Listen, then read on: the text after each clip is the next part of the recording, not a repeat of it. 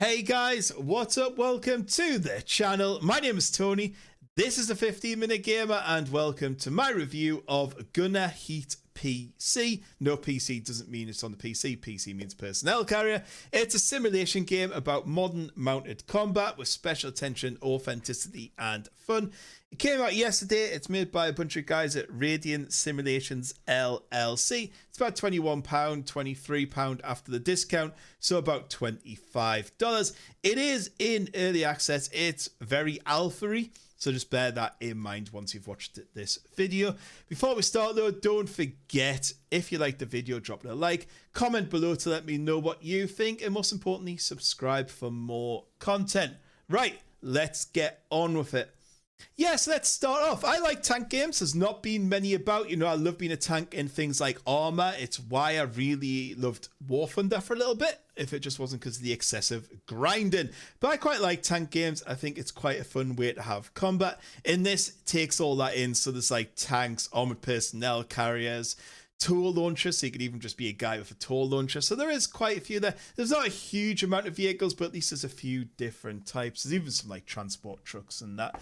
The game's split up into like a campaign with a few missions in, and then there's like separate missions inside that. The campaign though isn't like a campaign where it's like, right, okay, you're going to do all this and there's a story and you know what's happening. Nah, it's kind of just like, here's some scenarios. Your kind of progress does carry through in a way, but I would say the campaign is just a bunch of scenarios called a campaign. It's not the campaign in the general sense. The scenarios, there's quite a few, and they usually defend, attack, move, scout, something along them lines. And there's also night and day missions as well. So that's kind of what you're getting. There's a proving ground where you can go out and like test the tanks and have a look around and see how they all work. There's no training in here, and that's it. There's no multiplayer either. Multiplayer's coming, I think it's like update 6 or 7, so near the end of the project. Graphics wise, it's alright. Nothing to write home about. I think the models look okay from a distance. Up close, I think they look a little bit rubbish in parts. Also, the world I don't find particularly interesting. It doesn't seem like it's lived in. It needs some like wrecks and stuff happening around. There just isn't. You just like feel like you're just plonked on a pristine map and told to go at each other. Like, there's no real terrain deformation. There is a bit of the grass when you go over. You can't even knock, well, you can, but you can't run trees over. Buildings don't get destroyed. So for me, the battlefield doesn't feel kind of lived in, which was a bit of a letdown. But the graphics are okay. Sound design is really good. The tanks sound pretty awesome. There's like, when you wear your headphones, it's really booming when you fire a shot off, and the machine guns sound good. And you actually got real people to record, like real tank people to record the audio. So like when the tank people are talking and stuff, and it sounds just fantastic. So sound design is really good. But again, there's not much background noise. I know they haven't added planes and helicopters into it yet, but maybe just the odd plane and helicopter noise in the background would be nice. Just while you're going around, I would like a little bit more ambient sound. How does it play? It plays all right. Basically, WASD to move. You then aim your gun and you shoot. You can there's a free camera in the game as well. And I think this game would really benefit from it, would be commands and some sort of RTS elements, like telling your tanks where to go via the map, or movement, or seeing where your other units are. There's none of that, and I find it very, I don't know, disjointed. Like, you just feel like your own little thing. Like, oh, there's a whole battle going on, and there's tanks doing that thing, and you're like, I'll just drive around, I guess. Yeah, okay, I'm dead, right? Next. And it's just like that. I don't know, it needs something more there, more commands to give, and more interaction with your AI. Talking about AI, the AI's alright again. It's just alright.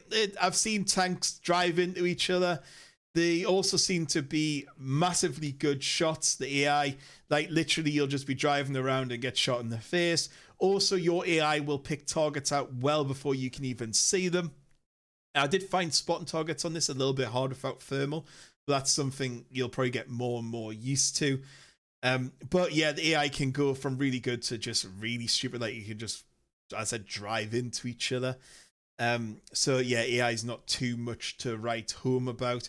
For me, this game is, I don't know, it's bug filled as well. I've seen loads of bugs from like glitching tanks to things going wrong to missions not ending.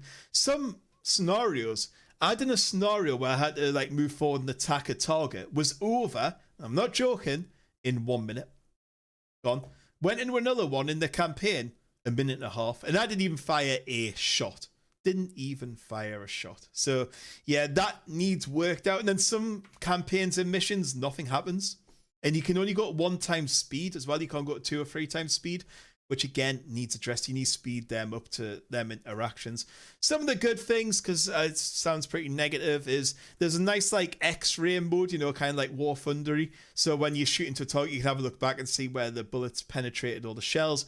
That's quite a good feature. When you hit something, it tells you, so it'll say like you hit the tracks in red in the corner, or was blocked by ground, or you took that person out. That is really, really good. The graphics when the tanks blow up is good. Like I got hit by a shell and like the commander bit opened up and there was fire coming out of it and then more fire and then just exploded. I thought that was so good. I thought it was really nice. So yeah, I like that. I said sound design's pretty good. For me though, it's far too early and I think I'm going to refund the game. I can see myself not playing this for a while until it gets updated.